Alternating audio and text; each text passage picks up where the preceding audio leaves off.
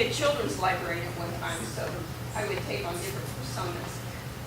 Welcome to the library. We're very happy to have you here. I was sharing with Steve, we don't normally open the library after hours or events, but we would do anything for Father Larry.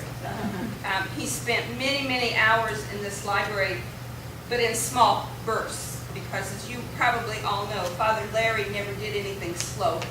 He would burst into the library doors. He would shout some kind of demand to us at the circulation desk. He would run past the circulation desk all the way back to the back of the library. And then, something is beeping him. And he would, it's not you, it's this one, whatever this is. Hello? Okay. It was buzzing. It was buzzing. I thought my time was up. Either that or Father Larry is speaking. He would run back to the back of the library. He would come out with a stack of LPs about this high.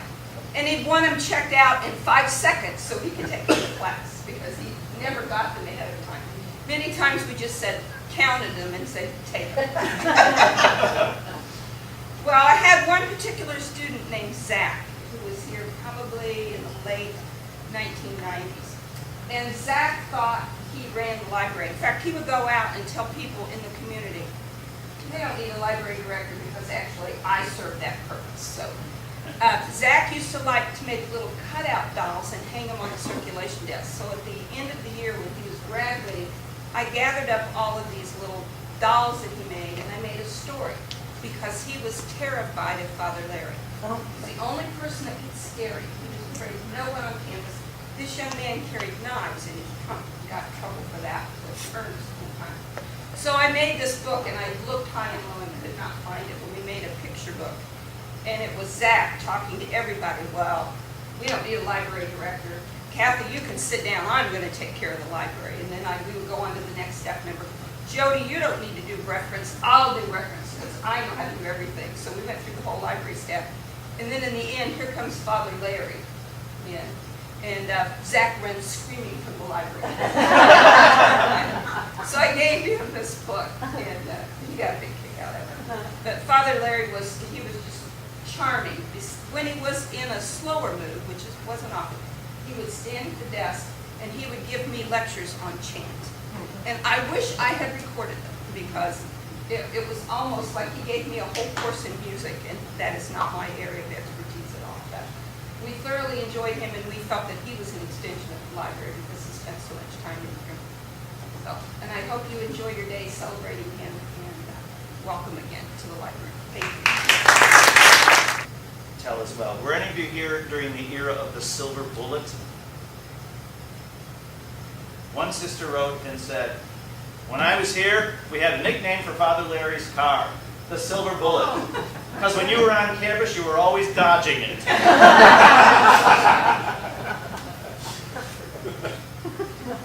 The first lesson I've learned from Father Larry, and it's one that we still try to embody in the Rensselaer program today, is this: respect tradition, but live in the present. Father Larry was a world-known chant scholar, but also someone who embraced the reforms of Vatican II. In the mid-1960s, he and other faculty members here during the summer, Father Columba Kelly from St. Minor at Arch Abbey is one. Father Columba is teaching our Chant Institute currently. He's been here for the last several years. But Father Larry got a number of faculty members involved in putting together some early resources in English that were based on chant and Renaissance polyphony. And this is what he said in the introduction to the very first volume of the John the 23rd series in liturgical music, a volume called Complete English Propers for the High Mass for All Sundays and Principal Feasts. He writes this: in order to discover which elements of the liturgy are best adapted to the building of the people of God, the Constitution on the Sacred Liturgy emphasizes the need for controlled experimentation during the period immediately before us. The Constitution also urges us to preserve the treasures of the past, especially in the field of liturgical music. This setting of the English propers is an effort to satisfy both directives of the Constitution. Although it makes use of the Gregorian chant melodies traditionally heard in the church, the principles for psalm recitation are those developed through centuries of experience by our English-speaking Christian brethren of other faiths. In the interim period before the general revision of the liturgy, this book should prove useful, inspiring the faithful to a greater love of God through the liturgy and psalter, and providing some of the experience and experimentation necessary before a truly effective setting can be made for the English liturgy in a more developed state. So here's Father Larry wanting to preserve the best of the tradition, but also looking at the reform of the liturgy as a new challenge and trying to hold both values in play. So many after the council either went one direction or another. It was all about focusing on the treasures of the past, or it was about abandoning the treasures of the past and coming up with something brand new. Father Larry was a both-and person, it seems to me. He's somebody who respected the church's musical heritage, but who wasn't afraid to try new things. He was somebody who very much was meticulous and a perfectionist about what he did, but he also made room for people to try new things.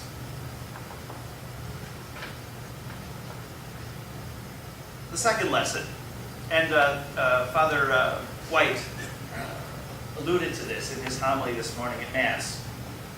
Second lesson, strive always for quality, but in the end, be practical. Father Larry promoted quality liturgy and music making, but he was someone that understood that values, principles, and musical skills only come to life in actual performance. And I believe I can illustrate this point by referring to another project in the John the 23rd series, a series of volumes called 10 Renaissance Motets in English. This volume was edited by Father Eugene Lindusky, a Crozier Father who was a classmate of Father Larry's when he studied chant in Rome. And Father Lindusky was one of the first faculty members in the Rensselaer program. But Father Lindusky edited these volumes. In one of the introductions, he writes that Father Nathan Mitchell, at the time who was a Benedictine priest from St. Meinrad Archabbey, did many of the English translations from the Latin that were used with these motets. So this is Renaissance polyphony in English. What's interesting is that in the very first volume, Father Lindusky decides that for practical reasons, he's going to include in the score dynamic marks and tempo suggestions that are not found in the original polyphony. And Father Lindusky says, he writes a little tiny paragraph in the first volume saying, I'm doing this for practical reasons. Feel free to ignore them if you want to. They're only suggestions and they're my suggestions. Well, apparently, by the time Father Lindusky was editing the fourth volume of these motets, I'm guessing he had received some unpleasant criticism of the fact that he was adding to the scores critical marks that weren't there, thereby imposing his own interpretation and his own opinion. I'm presuming, so the introduction to the fourth volume is much longer than the other two. And since Father Larry was the person who edited the series as a whole, I'm presuming this introduction was published with Father Larry's approval. And I think it emphasizes the striving for quality, but in the end, be practical. So, here's what Father Lindusky said in his introduction to the fourth volume. The objective has been to provide examples of Renaissance motets originally in Latin and now set to English texts for use in the vernacular liturgy. I do not agree with the contention that, since such markings are lacking in the originals, the composers intended no such dynamic coloration. This may be fine from the purest viewpoint of the musicologist, but any practical performing musician with a genuine musical sensitivity for melodic line and sweep knows better than that. It is just as reasonable to say that the composer did not indicate expressive details because he was leaving those matters to the practical and musical sensitivities of the performers, a condition which he knew would prevail anyhow, as it always does. And then he says, these are not intended to be scholarly or critical additions, but practical means to performance by modern choirs who may not feel completely at home with the music of the Renaissance. The performer might well be advised to remember that the principal beauty of good polyphony lies in the musical interplay of vocal lines and their mutual relations, rather than any pompously theatrical vocal effects. And then he concludes, on the other hand, in the opinion of this writer, a truly live performance is to be preferred to a sterile, if correct, one. So I think these volumes and the complete English propers were an effort by Father Larry and kind of the spirit that he instilled in the rest of the faculty here to try to make the treasures of the church practical for use in parishes, and thereby introducing folks who may not have had any experience with this music before, introducing them and giving a taste of Renaissance polyphony, but by providing things in such a way that someone could pick up the score and figure out how to do it, or at least one way of doing it. So strive for quality, but in the end, be practical. The third lesson, be grounded in strong convictions, but respect the experience, talent, and creativity of others. Many may not be aware that St. Joseph's College and Father Larry Heiman hosted for 8 summers a series of workshops for musicians working in the African American community. These were co-sponsored by the National Office for Black Catholics and coordinated by Father Clarence Rivers of Cincinnati, a name which some of you will be familiar with.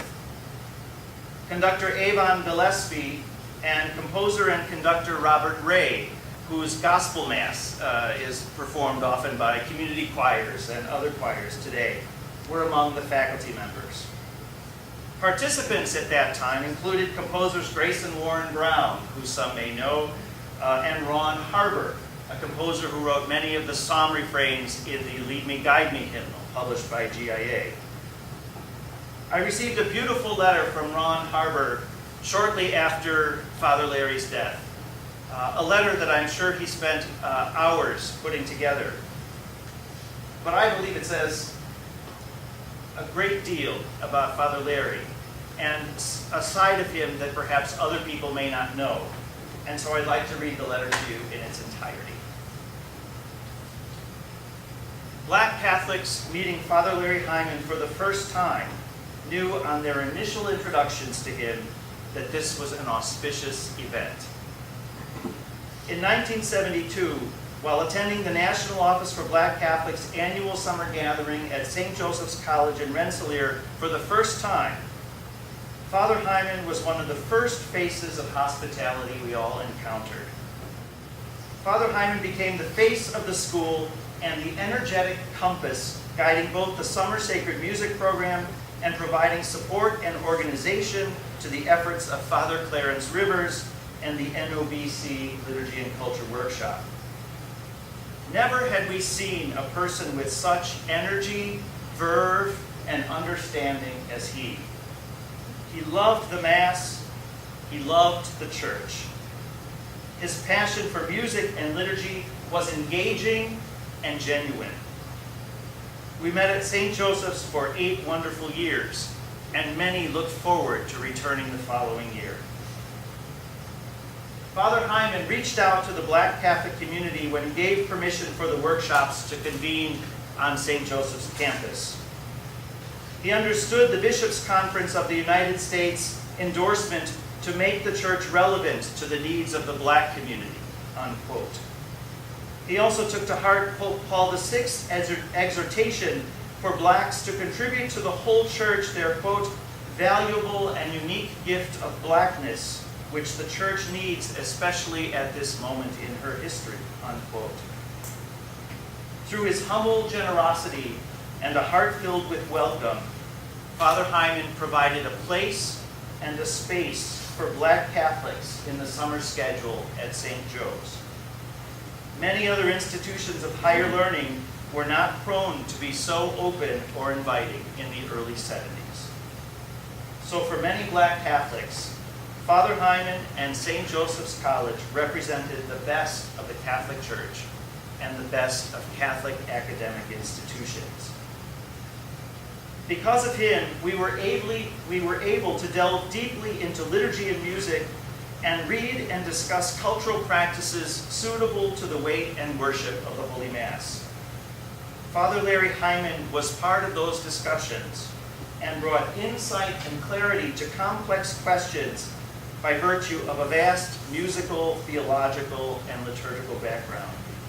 There was no area of culture and liturgy that Father Heiman was not open to sharing or discussing, nor was he afraid to acknowledge his lack of familiarity in some areas and ask others for information.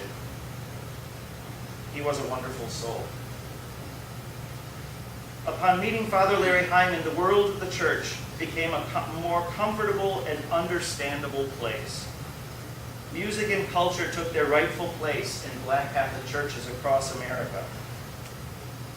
When the conferences were moved though the conferences were moved to other places after 1979, there will never be a place like St. Joseph's College. Father Heiman personified with both Christian graciousness and academic breadth that informed many whites and blacks about the nature of liturgy and culture. He now sits at the welcome table with other guiding participants who have breathed into eternal life, namely Father Clarence Joseph Rivers, Mrs. Gertrude Morris, who worked with Father Larry every summer. What a wonderful reflection, huh? So, how would I summarize these three lessons? Pope John Paul II, in Mane Nobiscum Domine, a letter he wrote for the year of the Eucharist in 2004, and Pope Benedict in his 2007 apostolic letter Sacramentum Caritatis, speak of the Eucharist as compelling us to work for reconciliation. Pope John Paul referred to the celebration of Eucharist as a great school of peace. For me, Father Larry embodied this Eucharistic spirit in what I have come to understand as his both-and approach to liturgy and liturgical music. He respected tradition, but he also embraced reform. He promoted quality, but also understood the need to be practical. He had his own strong values and opinions, but he respected the gifts and values of others. Father Heiman, by holding in tension what seemed to be by many competing values, was a promoter of reconciliation. And he set in motion a legacy grounded in pastoral practice that the Rensselaer program still strives to uphold to this day. The many faculty members and students who were touched by his reconciling spirit have also continued this legacy in many ways in their own lives and ministries. Sister Mary Jane Wagner wrote a reflection shortly after Father Larry's death, and I'd like to share with you the conclusion of her reflection. Father Larry's legacy is profound. His dedication to the church, and especially to the tradition of great music, the chant in particular, was matched by his passion to connect this tradition to our contemporary reality. He bridged worlds and labored ceaselessly without counting the cost. Father Larry's students must number in the high hundreds, if not more. His faith, his knowledge, his total commitment is both a testament of his life and a call to continue his legacy, a call to each of us who hold a share of it. I'd like to conclude my reflections with one last lesson that I've learned from Father Larry and the story that gave rise to it. The lesson: be persistent and never give up. During the summer of 2005, my second year on the summer faculty, Father Larry approached me one day with a Eucharistic prayer setting that I'd written in his hands. Eucharistic prayer for masses for various needs and occasions for Mass of Redemption, which was performed at an NPM convention the year before.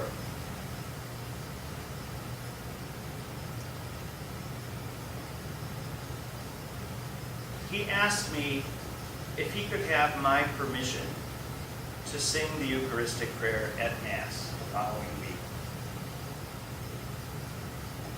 There we were, Father Larry asking me for permission. I said, of course. Given that the prayer was accompanied, I offered to practice with it during the coming week. And because the text was not printed in a large typeface, this is something publishers need to keep in mind when they're doing editions for presiders, Father Larry asked Linda Estel, who was the faculty secretary at the time, to help him copy and enlarge the pages. Then, with Linda's help, Father Larry cut apart and taped together the score from which he would sing the Eucharistic prayer at Mass. Because his posture was stooped and his eyesight was poor, he had to hold the binder close while singing much of the prayer. Some of you were here that day. It wasn't a perfect rendition. In fact, Father Larry's singing was quite halting in places. But to this day, I don't think I've ever heard the Eucharistic prayer prayed so authentically, with the beauty of conviction and deep faith. To say I was honored and humbled doesn't begin to describe the gratitude I experienced that day. Rest in peace, Father Larry.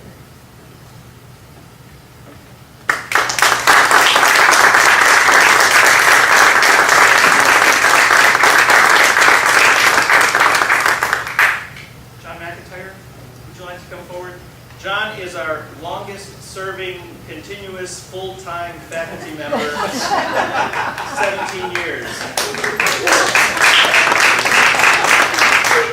And John spent many a summer taking the Gregorian Chant Institute and assisting Father Larry with the Chant Institute.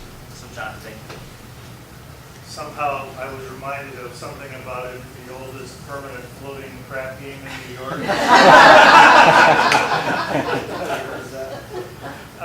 If you're going to start hearing, I think, some of the same words and same tributes and similar ones at least, but we're going to start hearing them over and over. I think that because there are so many, well, because Larry was such an authentic person and such a genuine man, and consistent.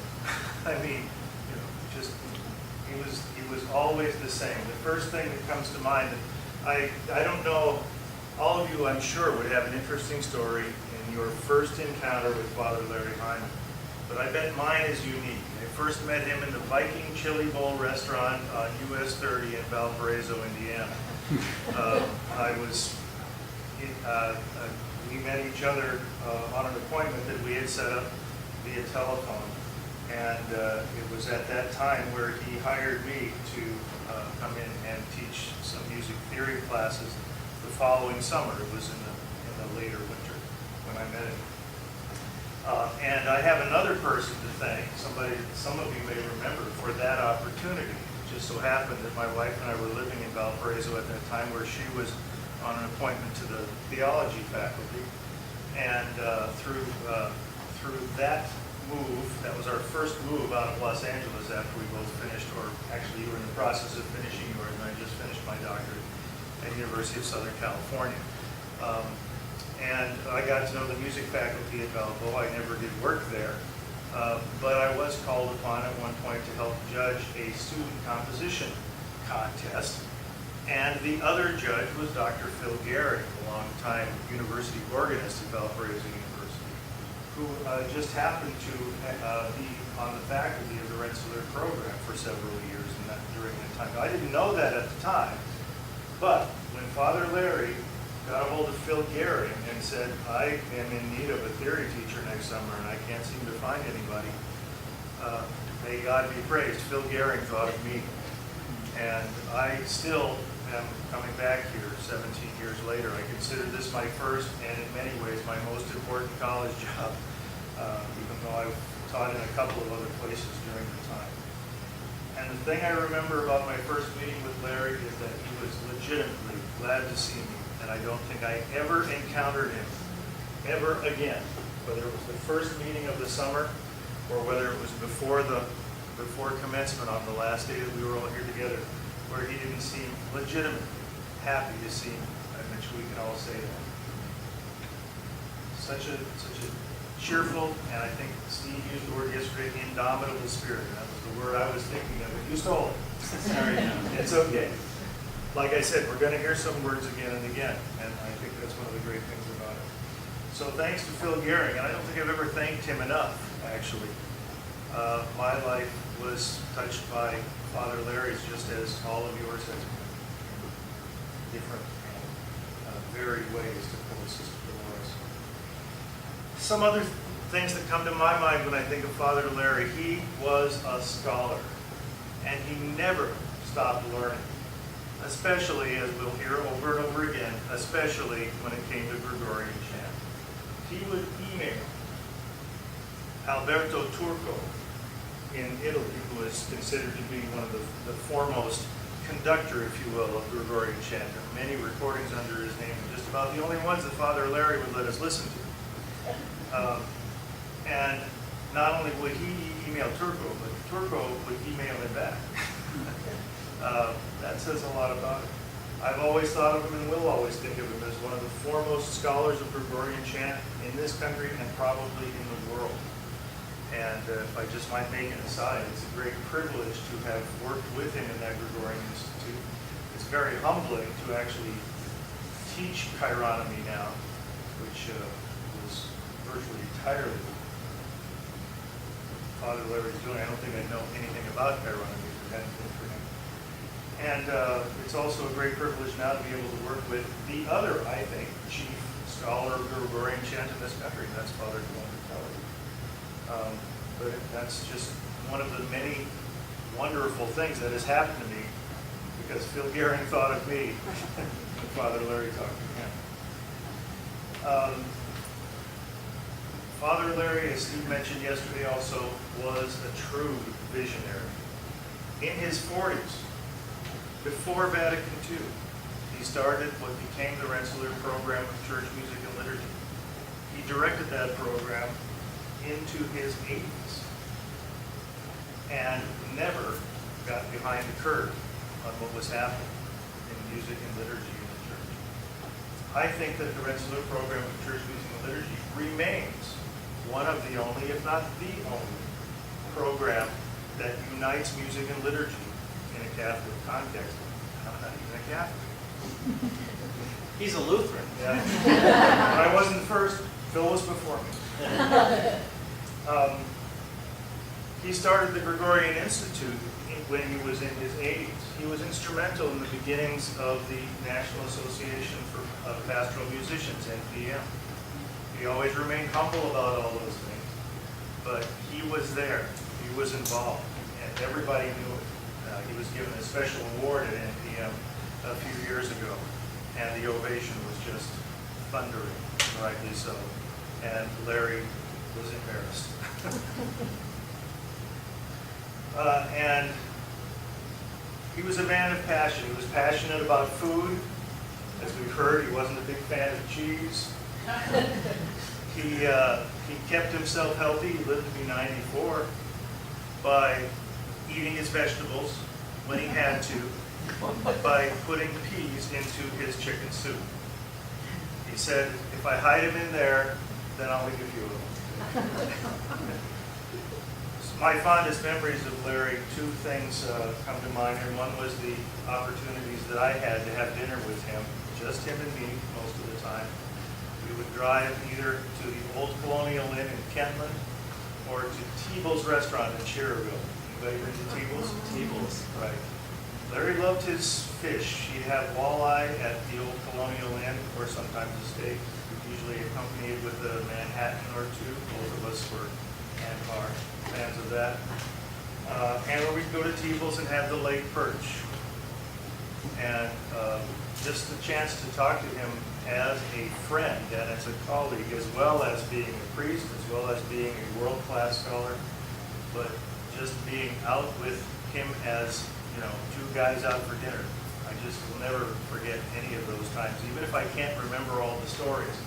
And Larry remembers everything he ever did.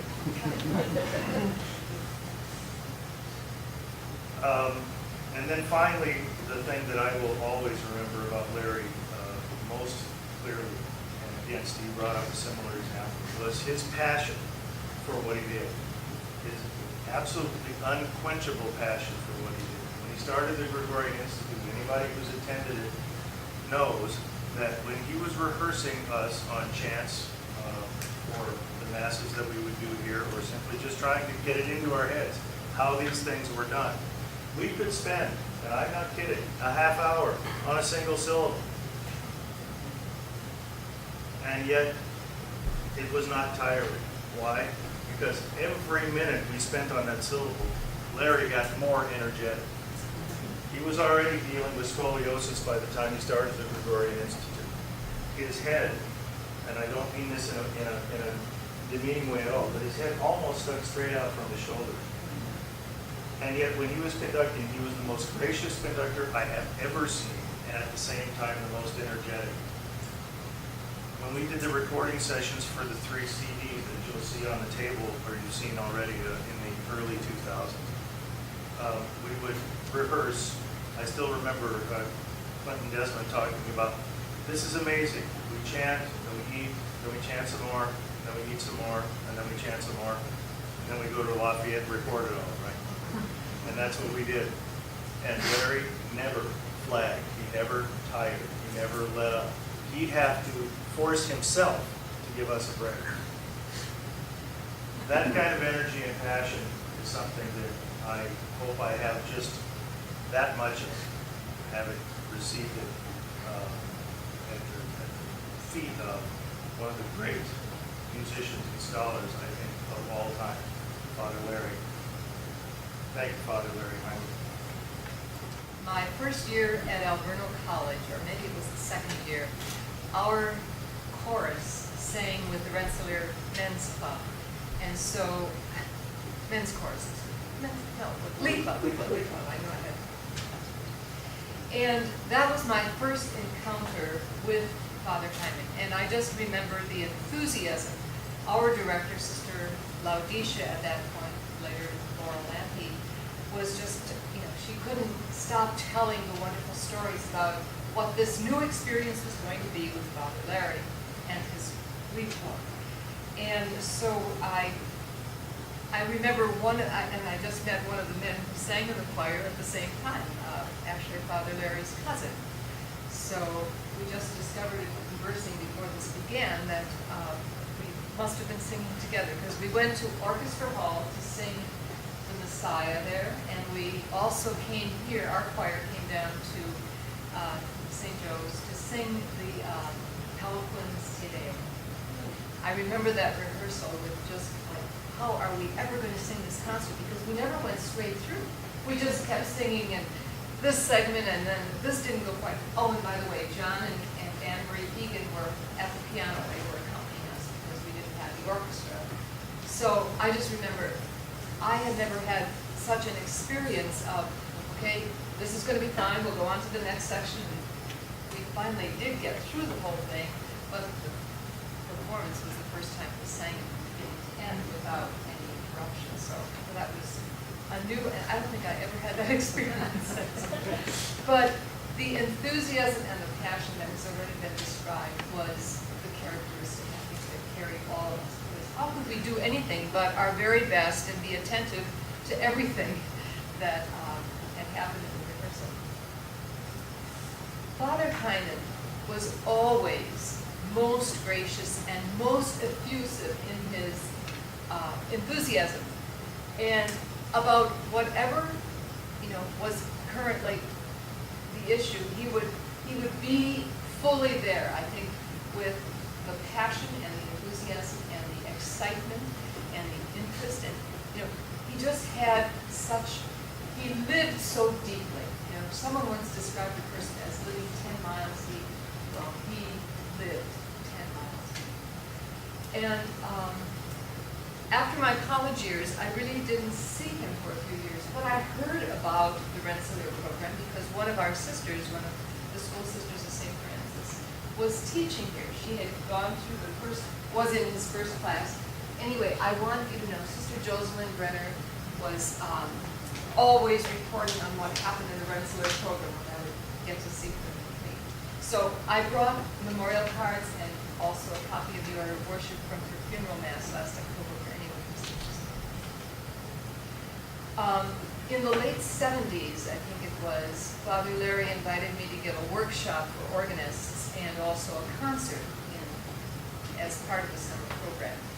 And so I think it was that time that I did Heiler did a piece based on, it's a piece of Corpus Christi, the chants of the piece of Corpus Christi. And so I thought, well, wouldn't it be great to have the chants for Corpus Christi sung? So I asked Father Larry, could you get maybe 2 or 3 men together to sing the chants? Well, he got 5 or 6 men together, and they rehearsed, and I was humbled when I heard all that he did to prepare for this. It was a wonderful rendering of the chant. And I remember at the end of the rehearsal, he said, well, do you think it's okay? Well, you're asking me if I think it's okay. I said, it's phenomenal. So, but it echoes the deference and the respect that he had for everyone who participated in an endeavor that he was involved in. Then there were a number of years I was not in direct contact with Father Larry, but after I was at the cathedral, I left the cathedral in 1994, and that fall I got a call from Father Larry who said, would you like to be part of the summer program and teach on our faculty? So he did not say yes. So I remember meeting, Sister Josie and I drove down to meet him, and we met at the Oasis in Hinsdale, and I remember as we came in, Josie looked around and she spotted him, and he was praying his Liturgy of the Hours, waiting for us. So we had a wonderful meeting, and I was honored and really felt very privileged to be part of the summer faculty for a couple of years. And it was during that time Father Jim Chalansky became the director. And then again, there was a lapse. I had not had direct contact with Father Larry. And in fact, I think that was probably the last time. No, I saw him at one of the end conventions. Anyway, his legacy, I think, is something which, as Steve kindly read my words, it's one of those things that is a matter of the heart. There really aren't enough words or enough images to be all inclusive, because he was so passionate about everything that was important. And that inspiration for me is really one of the great gifts. His tireless energy for whatever he considered important. And if he considered it important, he would give it his full attention. And to the nth degree of perfection. So I want to just conclude my few comments by saying it is that commitment to what is important in the worship of God, what is our gift to God, is to return in part, to return to our best ability, the great gift that God has given. So, thank you. I wrote my reflections down because I didn't want to skip anything, and there are some little details that I think have not been mentioned. So what I want to do is just share with you, in a sense, Father Larry the man, Father Larry the priest, Father Larry the musician. And in Father Larry, they were all one.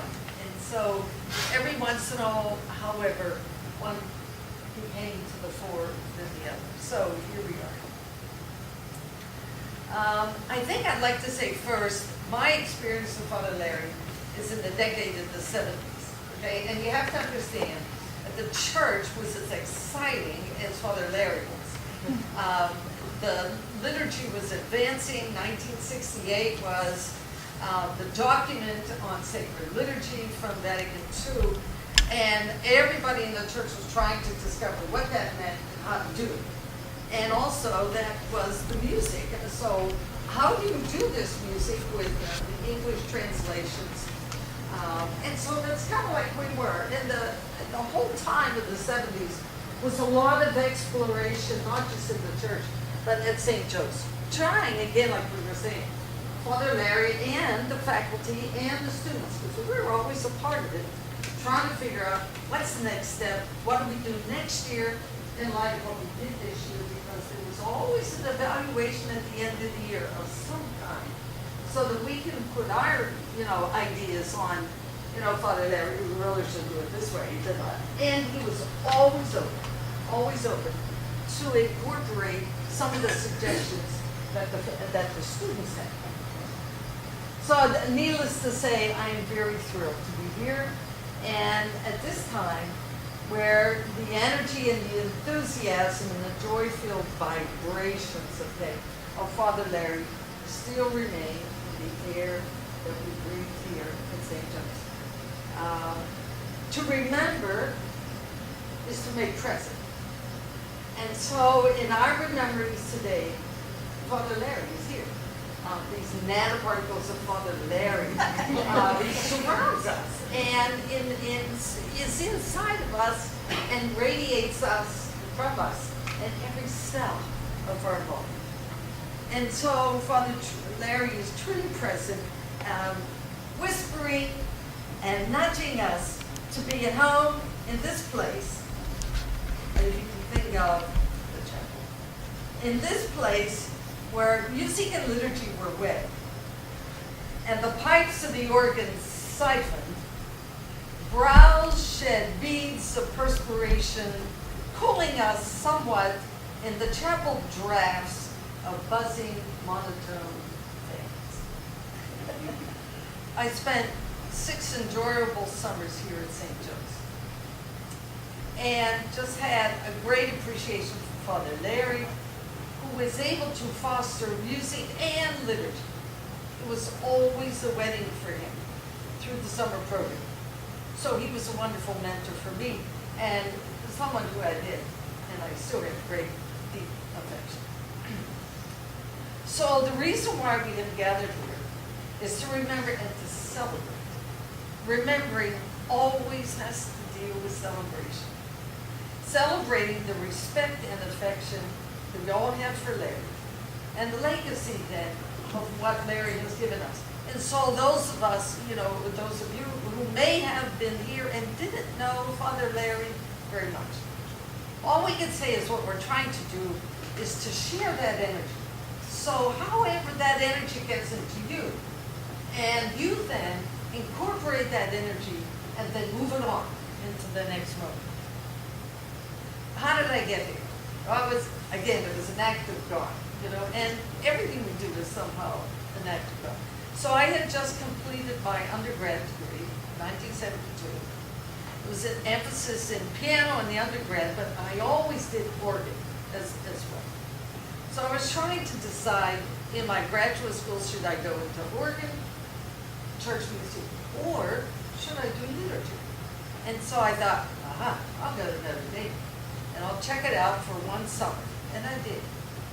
And so during that summer, there was an invitation sent to the liturgy program at Notre Dame, inviting people to come, whoever wanted to come to a cantor workshop at St. Joe's. Well, cantoring, that was just like, what is that, okay, in those days. And so there was just this great surge of discovering what cantoring was all about. And so we came to St. Joe's to find out. And so when I came to St. Joe's and experienced, first of all, this is what it was like. We got off the bus, and there was Father Larry. And allow me to describe Father Larry in great humble and human terms. He had checkered slacks, and he had a striped shirt. And it was like, Lord, save us, but that was all right. Because his face was a smile. I mean, it wasn't he was smiling. His face was a smile. And he welcomed us with this great double arm in his voice as well as in his body. So, however, the students were there as well. So not just Father Larry, but it's kind of like all of these people own this program, and it's like, please come to our school. And I said, yeah. I changed at the end of that workshop. I decided that I had to do music and liturgy, because that's what I discovered. That it was not only a music program, it was a liturgy program, that again I say, it was the wedding of the two. So I also learned that Father Larry, in his encouragement, was always that person who was a person to you. And so there was never a concern about where to go in my movement in the music program, because I always knew Larry was interested just as much as I was. So Father Larry then, along with his colleague and his faculty colleagues, had this vision and a dream of helping to develop as many church musicians as possible. And again, within the context of where Vatican II was leading us. And so that's when he reached out, as he always did, to competent faculty people, to competent people in many fields, knowing that he didn't have it all together, knowing that he didn't know everything, that he was willing to say, I don't have this, but so-and-so does it, so-and-so does it. And so Larry was always able to reach out. Now the other thing was mentioned about the prayer thing. I think because Father Larry was a member of the Precious Blood community, his understanding of community and the need to rub elbows with somebody every single day enabled him to adapt that to also the community of students. So we weren't students as you and you and you, but we were students as a group. We were students as a community. And so whatever we were trying to do, whether it was a certificate program, whether it was a graduate program, we were all in the same boat together. And the thing that brought us together, even though it was some of the people said, oh God, I can't do that, was the chorus, was the choir. It was the summer choir that equalized everybody in the program. No matter if you only came to autumn, you had to be in the choir. But that choir enabled all of us to celebrate that sense of unity. So what Father Larry was able to do then was to give us that sense of community that we could take with us. So if you're working with Eucharistic ministers in your parish, if you're working with the choir, at least for me, how do I bring all of these people to know each other and to be a community in their own parish? We know Father Larry was, again, his forte was Gregorian chant, and he was meticulous. But this is how it was. He was meticulous in the height and the breadth of the proper arsis and thesis, the placement of punctum, and the invisible horizontal line that ruled the movement of the conductor's hand above and below, not too high, not too low.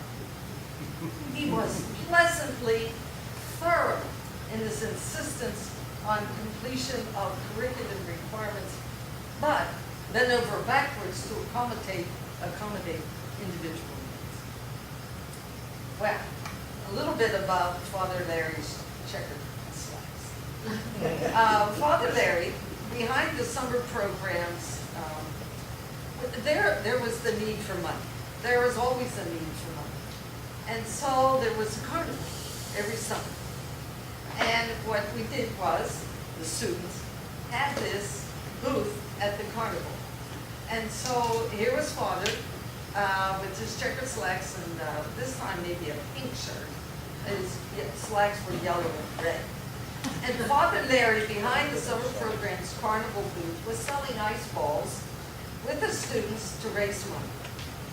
Father Larry and students, in the first day on campus, organized a bucket brigade, not for water, but for this. Here you have all these students coming, no lamps, no hangers, and no chairs. And so for the first couple days, Father Larry, again, with everybody, and the first ones who were on campus, started to collect all of these items in order to make everybody feel welcome. So, it's crazy. But what we did is we owned the program. The students owned the program. And so I think that commitment, we were willing to do just about anything in order to keep it going. Father Larry was not an I person. He wasn't a me person. Father Larry was an us person, trying to involve others in making decisions, looking out for what was best for the students always, and never for what would benefit himself. I think besides the material that I learned in his classes, it was through his continued personal encouragement that moved me forward in developing my skills in music and liturgy. He was a person of broad perspectives who was willing to embrace changes in the church and in the church music field. And speaking of fields, this is one of the things that I was reminded of today in the liturgy when we sang Gift to Find Sweet. Our entire summer program in 1976 of students took a bus to Philadelphia and sang on the baseball diamond of Veterans Stadium for the August 1976 Eucharistic Congress. That was the occasion for the composition of Gift to Find Sweet. And we gave also a concert at Wanamaker's department store at that awesome, great theater organ. And so we had this great liturgical sense, but we also had this wonderful nonsense music in the sense that we sang at Wanamaker's. And it was under the tutelage of a very fine choir director, Mr. Vikstrom from Chicago University. Well, for the placement of that, who was the Pope? Paul VI. Who was the President of the United States? Gerald Ford. Mayor of Philadelphia was Frank Rizzo. And the priest music group, the Damians, led the Catholic Youth Mass during the conference. So it kind of gives you a sense of where we are today. Lots have taken place since then, since the Damians to today. So just one last paragraph. After graduation in '79, I entered full-time ministry in the church. About 15 years in parishes in Arizona, Pittsburgh, Greensburg. I was on a diocesan liturgical committee in both places. An avid attendee of national pastoral music conventions, Mother House Music Liturgy Director, organist, handbells, all of this, not because of who I am, but because of the foundation, I think, that was developed through St. Joe's Boosting Program, that gave me that graduate confidence to move on. So my 6 years at St. Joe's was just a small part of that summer program, because it was just the 70s. And many of you experienced the 80s and the 90s and today. And so what I ask you now is, how did St. Joe's summer program touch your life? Think about it. Just one thing, because it's probably a million. How did it touch your life and influence where you are today? So who was Father Larry for you? Because that's what he was for me. But who was he for you? And who was Father Larry, the man? Who was Father Larry, the musician? Who was Father Larry, the priest, with the pink shirt and now cream-colored socks? So, think about it, okay? Don't raise your hand, but just yell out. Who was Father Larry? What's your first experience that you would like to share? One sentence, a paragraph. Just talk about Father Larry, the way you experienced. There we go. I have a story that I think speaks to a lot of what I've been hearing here about first of all, his commitment to the program, to the vision of the Rensselaer program, his generosity, and his energy. When I started, I did not have a bachelor's in music, and he was very encouraging for me to come, and I was one of the few, I don't know how many bachelor's degree students here. And Father Larry just kept encouraging me, yes, do it, you need to do it. To the point where I needed a music history, actually I needed a couple of music history courses, and of course that being one of his areas.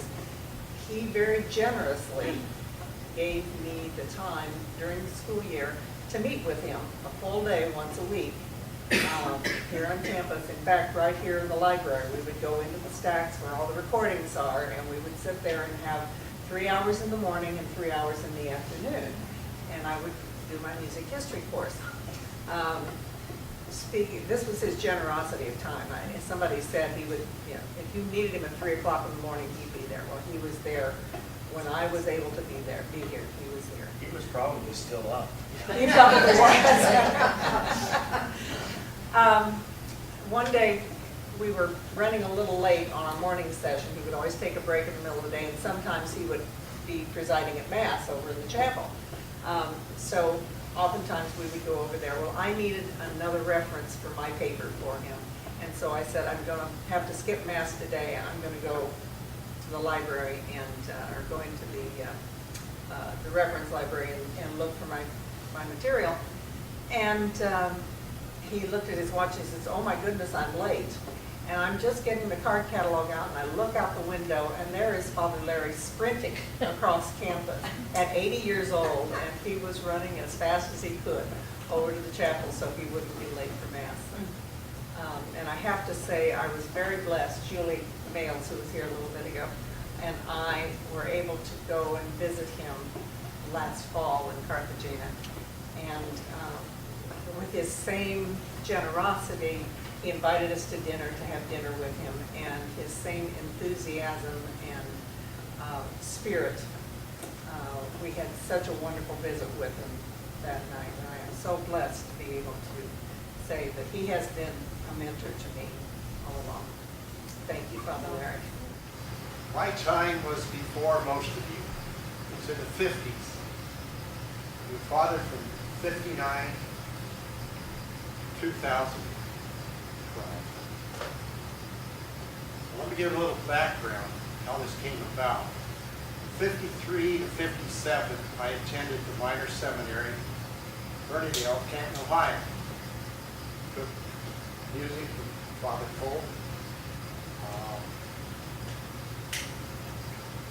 Gregorian chant, sang in the school of cantor, including club choir.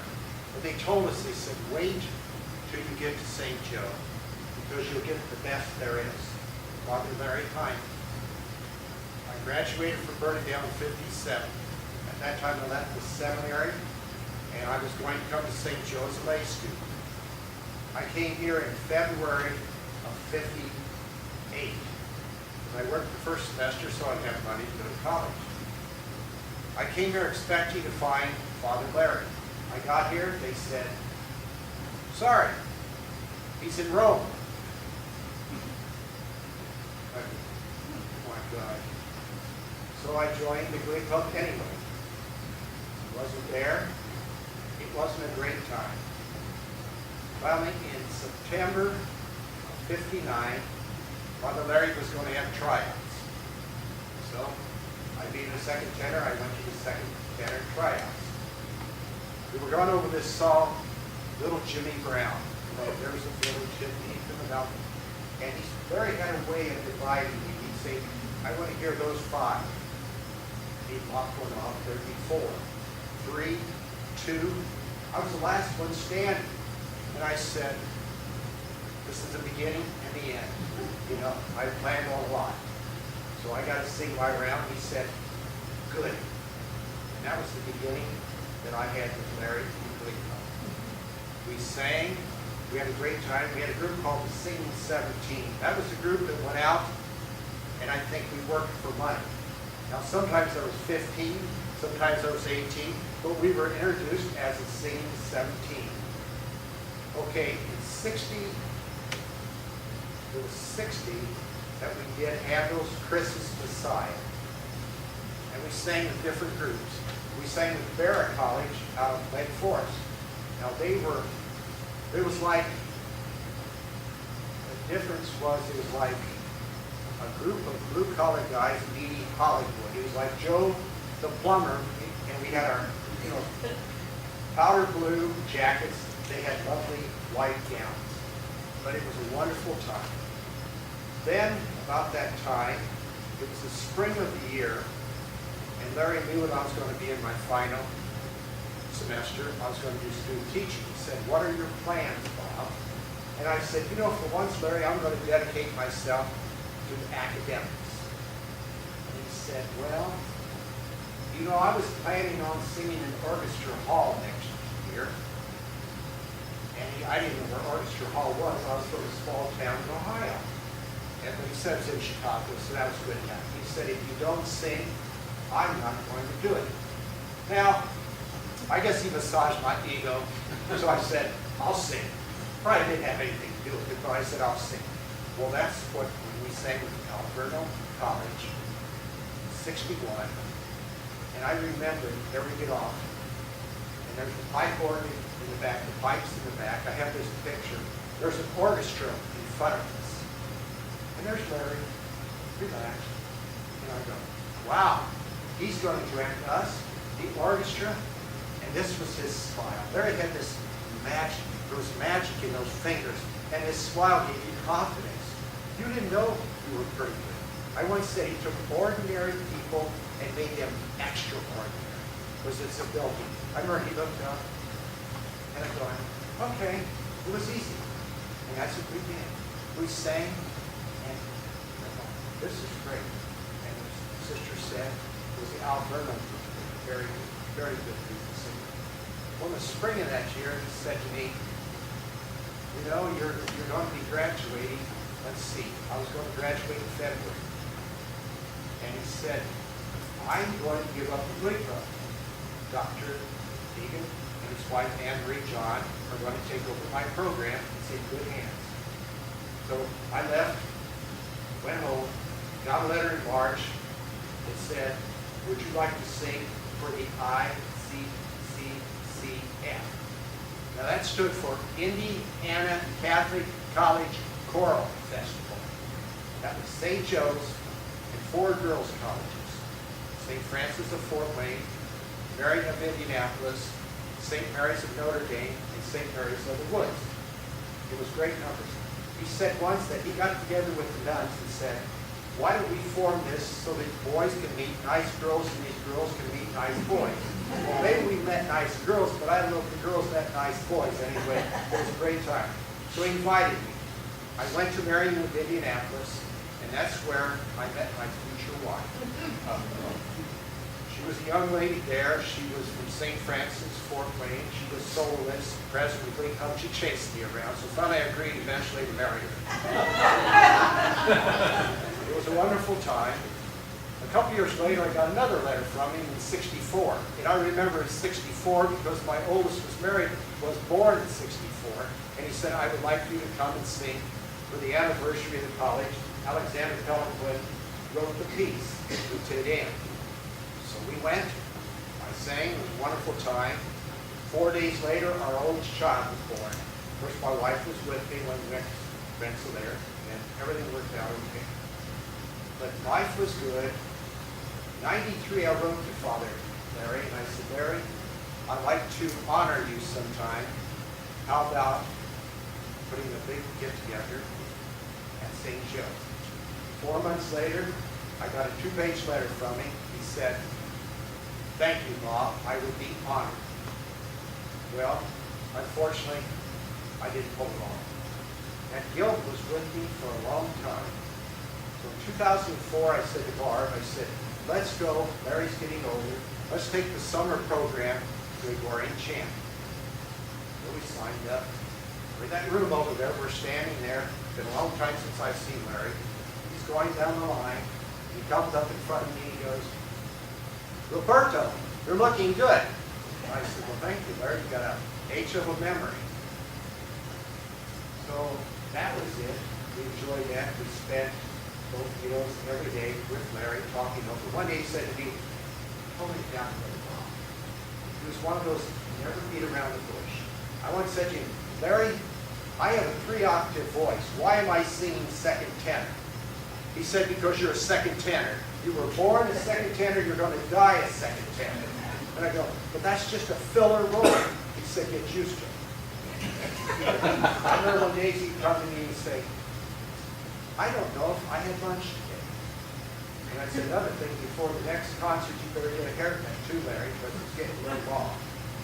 But that's the way his relationship was with me. So I found out later on, he fell in the sanctuary, back in the sacristy. He went to St. Charles. I would go and see him at St. Charles and visit with him, and he was always so happy to see me, or anyone who would come with me. So there's a group in the precious blood called Amici. Amici, C.PP.S. It means Friends of the Precious Blood. That's made up of ex-seminarians, ex-priests. And I joined that group in 2001. And so along came 2011. And I said to Barb, it's time we honor Larry.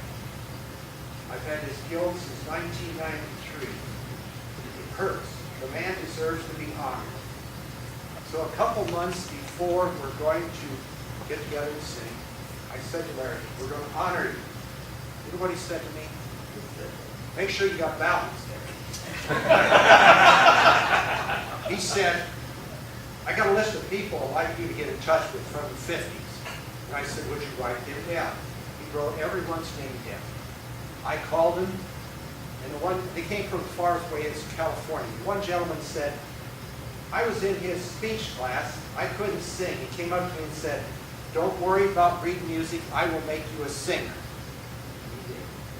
He could do that with people. He used to say to me, when you're talking to someone, listen to their voice. You can tell what kind of singer they'll make.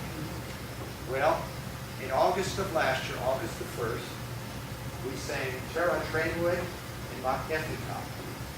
There were a bunch of older people got together from the 50s.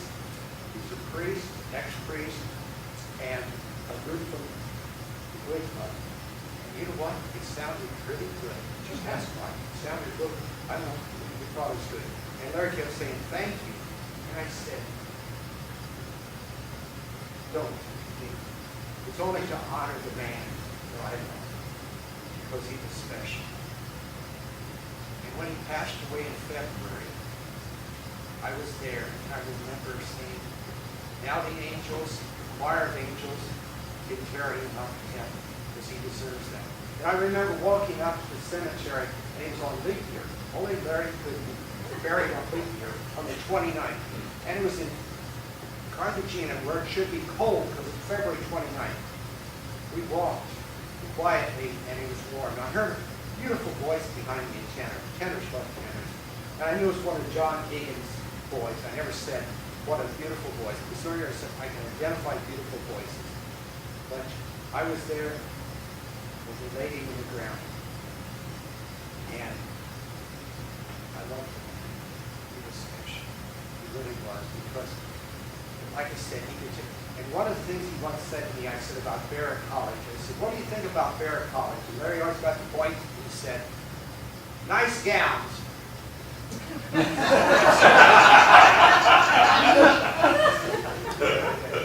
You're probably right, Mary. You're probably right. I didn't pay much attention, but they were close. They looked lovely in white gowns. But that was him. But he taught us all. He made us all better. And for that, we have that to thank. But just listening to all this really has been wonderful. I think I knew Father Larry before he was a saint. And I think I got to read. I knew in the early 50s. But it was always an event. Father Larry is the middle boy of three boys, if you didn't know that. Father Ambrose Heiman is older than him and is always his boss. And then there was Father Larry, and then there was my dad. My dad, Ed Heiman, wanted to be a priest. He went to Rensselaer. He went to become a priest. And they wouldn't take him as a priest because his eyesight was too bad. They wouldn't do that today, but I'm lucky that they did that. Yes. So he did actually become a religious brother for a very short time, and it wasn't what he wanted. So he ended up having 9 children, and I'm the middle one. So. But I was the oldest girl, and I kind of took over some of the mom duties after my mom was gone, and one of those was to look after the priests, and I was lucky enough to do that. Sister Barbara, and I did try to tell him that the stripes didn't match the flag, but he never valued my opinion. So, but I do remember when we were little that it was always an event when the priest came to visit. And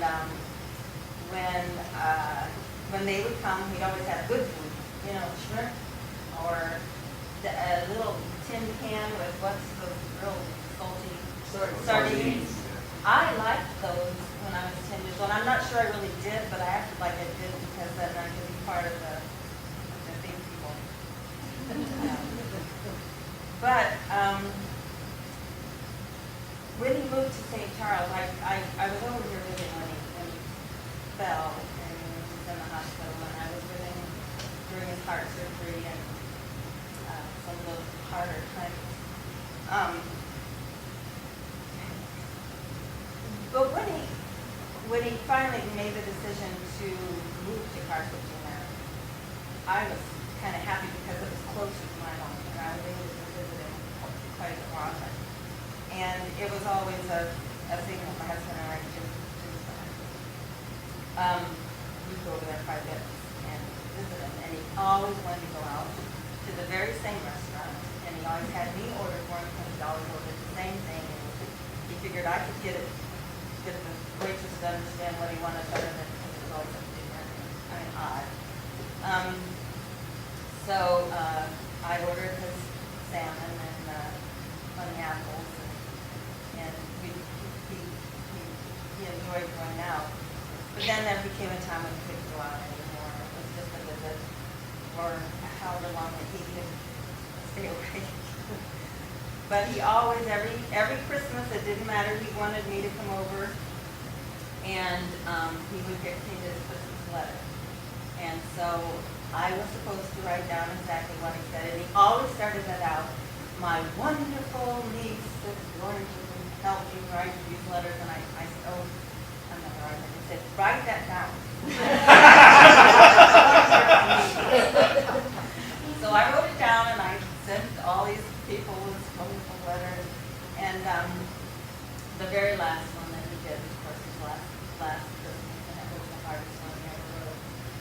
never saw a man work so hard at saying the right words.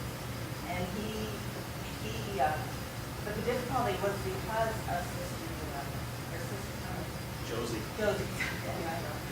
Sister Josie was such a good friend of his, and he just wanted to put his thoughts in that letter, and I knew he would say 2 words and then stop. And for a very long time, truthfully, I had Sudoku that I was sitting there doing because I'm just waiting for him to say the next word.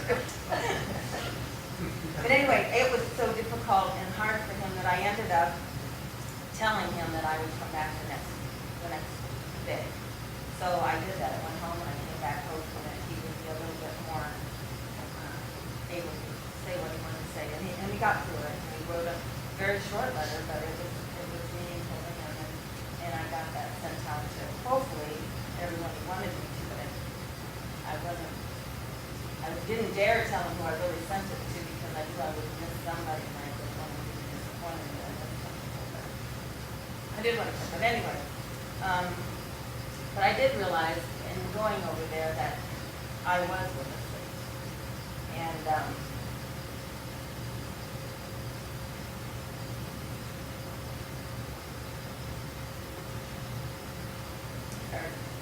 good morning, that they called me and said that he wasn't responding.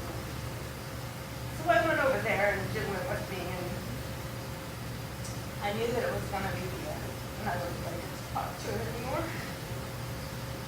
But that's okay, because we had been in good times. And Jim went home, and it was like, it was probably 10 o'clock in the morning that I got there. And he lasted and bring me back. And I thought, what can I do? So I read his Liturgy of the Hour. I read him the Bible. I put on his chant music in the background that made that recording. Don't know if he liked any of it or not, but I did it. But one of the neatest things that I want to share with you was the really neat tradition that they have over there at St. Joe is that if there is a priest in the process of dying, as a priest, you should go and tell him and give him a blessing. I was honored to get in there with him when all these priests just filed through one by one, now and then, whenever they happen to be passing by, and they would just say the neatest things to him. He could, and whether he could hear or not, I don't know, but it was just an honor. It was an honor to be with him, and it was an honor to be with him before talking to him many times it passed. I hope you too. And this has been so good for me. I want to say that at St. Charles, when they had the funeral, I was a little bit disappointed because I thought people would do this very kind of thing, and they didn't very much. But it was, I'm just so happy I came. Thank you. This honors you so much. It just really meant the world of you, and that you had everything good. So thank you all for coming. And the first time I met him, we talked about those things. We didn't talk about conciliar documents concerning liturgy. We talked about conciliar documents concerning other things, concerning the theological positions of the church. And it was fascinating to me that he knew as much of those documents and of the encyclicals, going back through the social encyclicals, clear back to Rerum Novarum, as he knew of the liturgical documents. The other thing that was so engaging to me, as it was to everybody else, was his passion. His passion for music was matched by his passion for theology in general. And passion can be a dangerous thing because it can be effusive and engaging, or it can be exclusive and provincial. And as a non-Catholic, one of the first times I met him, I was preparing a sermon that I was going to preach as soon as I got home. Not one word about the preaching office belongs to men. the preaching office is a clerical office. None of that. The first question was, well now, what are the propers for that day? And remind me of the lectionary, and what are you going to do, and what are you going to emphasize? Immediately, he was mentoring me, just as he mentored everyone else. And all the times that I saw him subsequently, and it would be every few years or so, whenever I would get up here when John was here in the summer, he would invariably ask me, what are you working on? What are you writing about? What kinds of things are going on with your students and with your other activities? He, in the end, of all of the priests that I have met, and I've taught at Catholic schools for about half my career. Of all the priests that I've interacted with, he may be the one who most significantly reminds me of the Dutch priest Henry Nouwen's consideration of the living reminder. Who is the living reminder of Christ? Well, he was certainly the living reminder of that, but above all, he was the living reminder to me, a Lutheran, of what is best in the Catholic faith, and what is best about the church, and what is best about this campus and the traditions that he really fostered here and founded. And I will certainly cherish that. And he will be the living reminder to me. And I thank him very, very much for that. I just have a few personal, wonderful memories of Father Larry's. Spent a lot of time on campus with him. First time I met him was at the first National Convention in Chicago. And he had his booth, the Rensselaer booth, very small. He was manning it. And I was a grade school teacher, and I went up to him and I said, well, what would I need to do to get a degree there? And immediately, he started figuring out what I would take the first summer, what I would take the second summer, what I would take the third summer. He had it all planned out in about 5 minutes. But what I loved about Larry was his greeting. I can't do it well, but he was always, hey, hi, how are you? And then the hand out. We loved that, and how warm he was with us. When I was on campus, we did some liturgical dance. And, I'm not sure he was so comfortable with it at first. He allowed it, but it was amazing. Within a couple of years, because the students were interested in it, he provided a course in liturgical dance. That's just how he was. If he felt that's what students needed, he was for that. I got my degree in choral conducting, and we had Hieronymy right after lunch. So it would be history, and it was kind of a sleepy time in his room. But when he started, directing, I would watch him, and it's like he was transformed someplace else. He wasn't in the room anymore. When he was, showing us, and it was just a beautiful thing to watch. After I graduated, we had done Vivaldi's Gloria, and I loved that so much. I went back, and I was emboldened. I did it with my choir, and we decided to sing it at a Christmas Eve service. And so I just dropped Father Larry a line and said, well, we're going to be doing it, if you're in the neighborhood. Sure enough, he was there Christmas Eve to be with me, to support me. And it was amazing. He was just like that. 3 points. Number 1, to the family. Heiman Giels. Is that? Heiman, well, I'm going to reverse that. Giels, Heiman. First story. Back in the late 70s, I was in a religious community, and at that time it was the changes, and the particular group I was with, brothers were not allowed to go to college. Brothers could do carpentry or cleaning, stuff like that. Well, I wanted nothing to do with that stuff. So I somehow was reading about this program. So I wrote to Father Larry and said, Father Larry, I don't think I could ever apply for this program. But if you find it in the kindness of your heart, would you write to my provincial and kind of extend an invitation for me to go to this?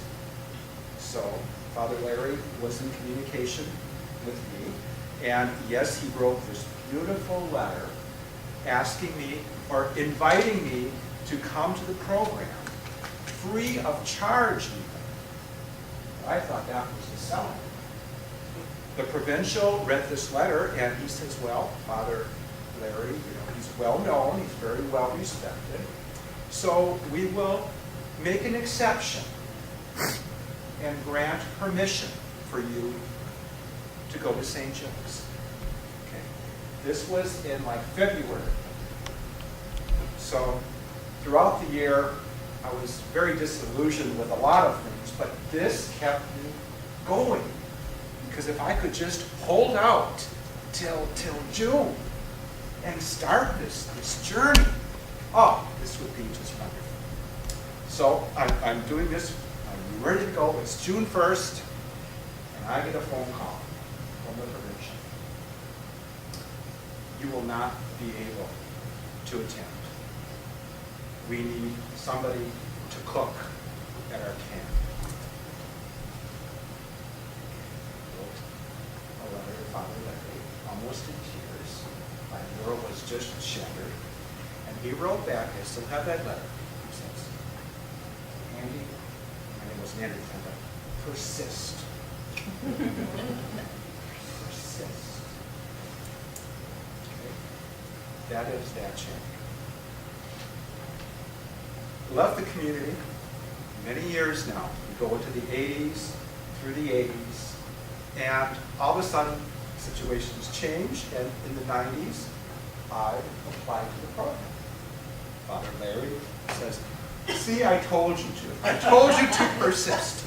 You would get here. So I come, and this is the second point. It's, and at that time, we were living in Merlini Hall, which is the very, very first building across from the library. Not air conditioned. Okay. 2 floors. Men and priests on the lower floor, upper floor, sisters and women. Father Larry made sure every year that I was here from 92 till I graduated, that I had the corner room, which means there were 2 windows, and an air conditioner. A lay person, and there were many priests in that room, or in that floor, but he always took care of me. And he would always say, persist, persist. Third point. We went one of the summers to St. Benedict the African Parish in Chicago. And as we were coming back, it was just a Sunday, the whole program, you probably remember that when we were. And I was just talking with him just in general, and we were just kind of reminiscing about how music was important to him and how I got started in music. And how I got started in music was this one, there was a sister that I wasn't a very well-behaved child.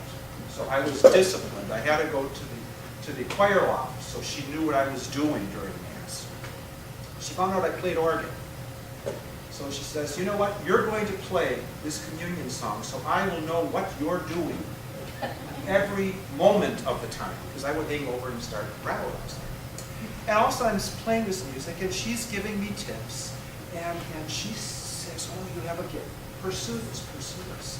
So Larry goes, well, what was her name? I said, Sister Carol. Oh, he said, what community was she with? I said, Congregation Sisters of St. Agnes. He goes, that's my first cousin. Her real name was Celeste Gios. And then he says, well, her father Carl, was there an Uncle Carl then, who was a square dance caller, and there was just music in this family. So he's telling me about my past, who was so instrumental of getting me from here to there. So the Giels family, the Heiman family have been, and then in the interim, the School Sisters of St. Francis, Mary Jane and Sister Mary Keller, who she lived with for many, many years, also fostered them. So Larry has always had a very, very special place in my heart. Not only the Heiman family, but also the Giel family. So I thought you should know. Do you know Carol? Celeste Giel? And okay. Wonderful.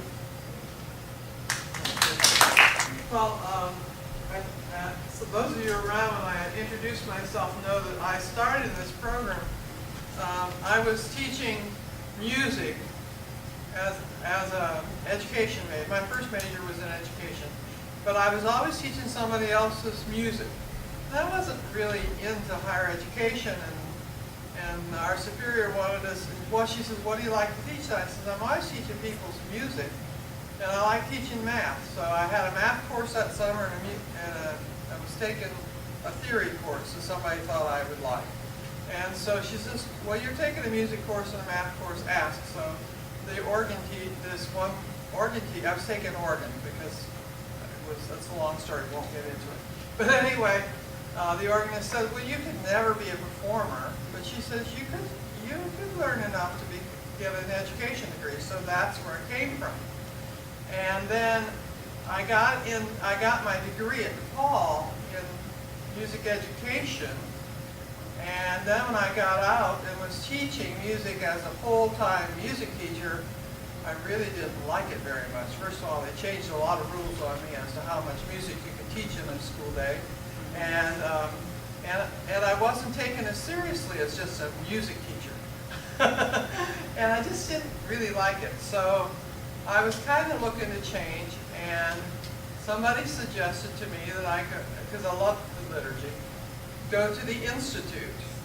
And the first year I came to the Institute, Father Heiman knew that I had, because I didn't want another degree, and so I said, "I just want to learn liturgy." So he knew that I was between and betwixt on my working situation, and Father Paul Daner came from Peru, Indiana, and was looking for a liturgist. And he introduced me to Father Paul. And that's how I got my first full-time liturgy job. And I came here for the Institute for a few years, and then I went about other things and was working in liturgy, and pretty soon I came back for the certificate program, and I got that. I can't remember how many summers that took. And then I kept saying, "Why don't we have a master's degree program in liturgy?" Well, we're not certified or whatever to give master's degrees in theology here. Well, then all of a sudden, the year we graduated, they announced they were going to start this diploma program. Well, it took me about 2 years to get back here to do the diploma. But when somebody was talking before, I think when you were talking about the smile, I remember this one image I had of him one time. When he'd get all excited to see you, he would smile all over and he would wiggle. And he always reminded me of an eager little puppy dog. And that was the image I always had of him. He was so excited always to see you, and always so warm and welcoming of you. But the image of the puppy dog came back when you said the smile, because I had a picture of it in my mind, and the pants too. And I could just picture that puppy dog eagerness about him. And that was one of my fondest memories of him too. So I thank Father Heiman for a good time.